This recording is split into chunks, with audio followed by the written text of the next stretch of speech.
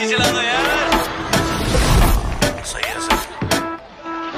बाकी सारी फेक लगे, देख के तुझको ब्रेक लगे, दूर दूर से ठीक है रानी, पास आऊं तो सेक लगे। पारा इतना हाई हुआ कि थर्मामीटर टूट गया, सैया जी का टपक टपक के हाय पसीना छूट गया। कैसी गुंडागर्दी है बंदी तू बे।